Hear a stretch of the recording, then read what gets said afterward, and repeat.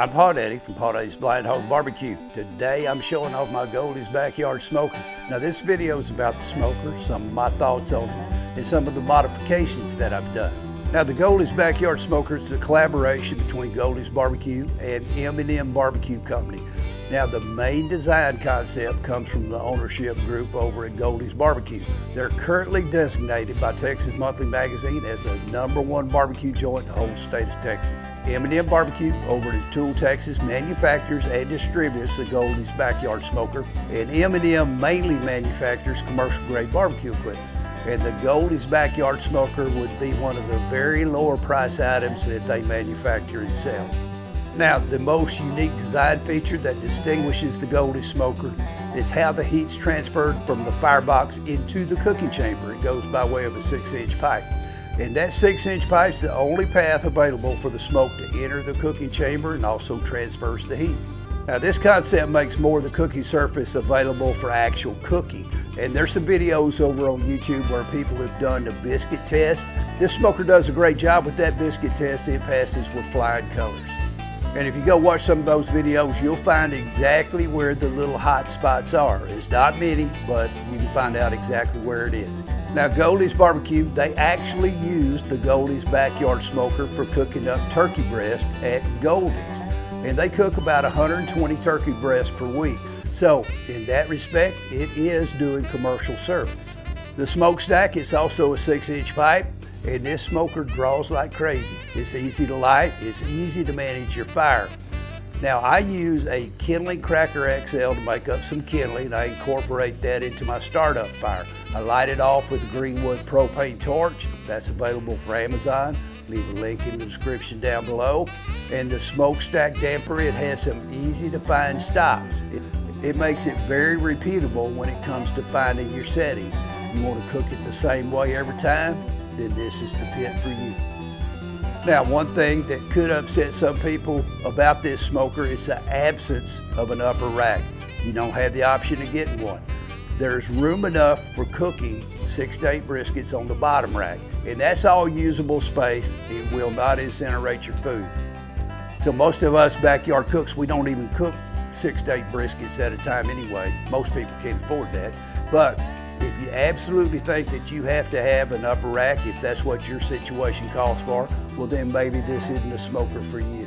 Since I live in Texas, it's also very nice to be able to buy a smoker that's actually made in Texas. And I chose to pick up my smoker myself. And for me, it was about 8 hours of driving time. It was 4 hours up there, 4 hours back. Considered that a very doable day trip for me. Now, I ordered my smoker on March 15th of 2024, and one of the mental parts of the process that I had to conquer when it came to buying this pit is the payment in full at the time of order requirement. And a lot of what ifs go through your mind when you're handing over that much money, and then you have to wait around 6 months, half a year to get the smoker. Well, somehow I convinced myself to do it. It worked out. But I wonder if they could sell even more smokers if they used a more conventional type down payment business model. But nonetheless, I bought the smoker, so I guess their business model did work on me. And like I said, I ordered on March 15th. I picked it up on August the 30th of 2024. So the wait time from my order to pick up was 5 months and 2 weeks. Your mileage may vary. Of course, when I got home with my smoker, I had to unload it, so I tied off a rope around the smokestack mounting flange, and I routed that rope back to the front of the trailer so I could control the rate of descent as it traveled down that unloading ramp. As you may well be aware, the wheels on this smoker, they're really kind of small. In fact, they're very small. They measure about 4.5 inches, and I think they're probably considered 5-inch casters. I'm competing with some rain right now, so sorry about that. Having small casters, it does not enhance your unloading experience. Now, one positive thing I will say about the original casters, the one that came on my pit, is they could be locked and unlocked using only your feet. I think that earlier versions of the smoker, they had metal casters, so they would be somewhat different than these.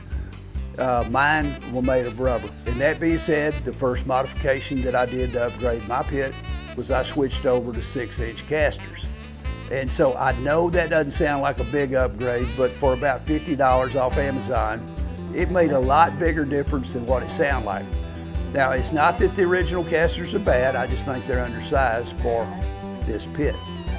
Now, I've already repurposed the original casters to another project. I made up a dolly that I used under my electric smoker, and the primary reason for that was just to give it a more user-friendly height.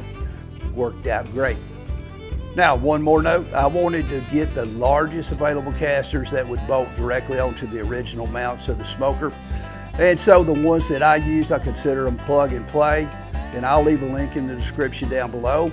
And I have not trailer loaded or unloaded since I've changed them out, but I do anticipate that they make a very positive difference. And the main issue with the small casters is when you encounter a gap, like that gap between the loading ramp and your trailer, the smaller casters want to turn sideways. They want to fall into that gap. Ask me how I know. Now, when I brought home my Yoder YS1500 pellet grill home, I unloaded it with no issues because it's equipped with 10-inch tires. And it weighs in at 667 pounds, and it would be even heavier than that with the accessories that I ordered. So very comparable in weight to this Goldee's backyard smoker. I would have considered 10-inch tires for the Goldee smoker if they were bolted directly on. But if you get past 6-inch casters, you're running out of options for the direct bolt on. And also, all 6-inch casters would probably not be direct bolt on. Now, the modifications I made, they're not essential, but they did work for me. Now, the next thing that I've done, I installed a probe port. Not real crazy about the idea of passing probe wires underneath a heavy smoker lid. So a probe port solves that issue. In fact, I think all pits should come equipped with a probe port, but they don't. Now, what I've used on my smokers for a probe port with great success is a stainless steel 3/4 inch cable gland.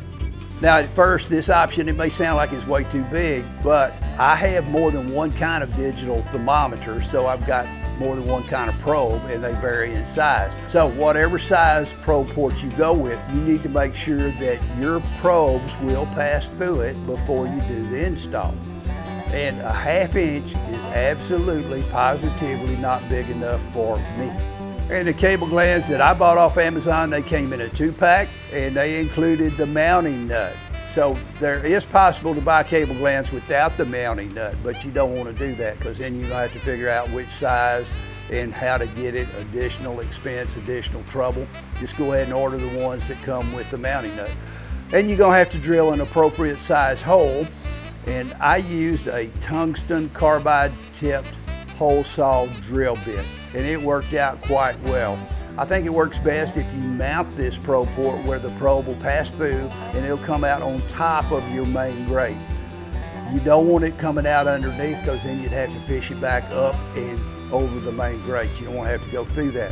And as you drill the hole, just be sure and capture all those metal shavings. It's a whole lot easier to catch them as they fall down than it would be to go back in there and try to clean them up. So you don't want that contaminating your food, so just catch them as you drill the hole. The cable gland has an adjustment that will reduce or increase the diameter of that opening, but be aware of the fact that it will not ever close 100%. They're not designed to do that. The next modification that I made, I lined the bottom of the firebox with fire bricks. And this will make the firebox slightly more efficient, as well as saving a little wear and tear on the bottom of the firebox. Yeah, guys, I know that I'm old and there's no danger of this 1/4 inch steel wearing out before I do. So it's easily gonna outlast me, but I had some fire bricks on hand from a previous project, and I thought they would better serve me if I used them here. So I lucked out and I used the fire bricks just as they were. Some of them were already cut in half, so the seam where the fire bricks line up, you don't want them lined up all the way across. You want to stagger that seam, and those half bricks allow you to do that. So I just dropped them in and they work. Are they essential? No, certainly not, but they are a nice touch. The last modification that I made is kind of very non-essential. I installed a Barbecue Guru fan port adapter into the firebox. And I've had some success using a fan on a smaller offset smoker. It gave me a lot better temperature control and fire management. And I planned on using this with a Barbecue Guru Bulldog fan, a 25 CFM fan that I already own. And I use that in conjunction with my Fireboard 2 Pro controller that I already own. And my conclusion with the work that I've done on it so far is that the 25 CFM fan is really insufficient to operate and control the temperature and maintain that temperature if you're cooking above 225 degrees Fahrenheit.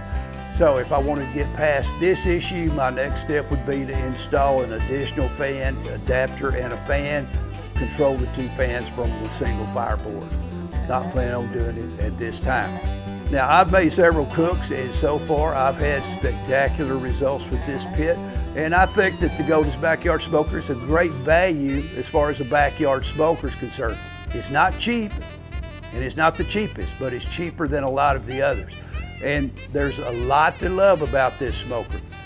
But whether you think the Goldee's Backyard Smoker is beautiful or you just find it plain old butt ugly, there's no denying that it's a top-notch smoker and it can easily deliver world-class barbecue. Now all you gotta do is hit that like button on your way out. Please consider subscribing, and I hope to see you next time at Paw Daddy's BlindHawg Barbecue.